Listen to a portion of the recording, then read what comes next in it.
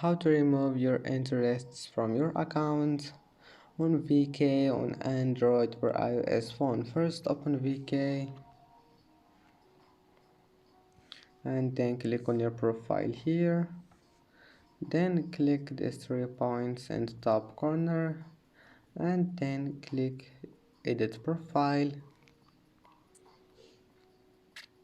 and now click interests,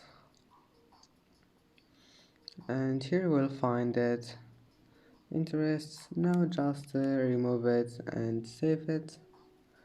I hope that can help you. Now just go back, it will be saved. I hope that.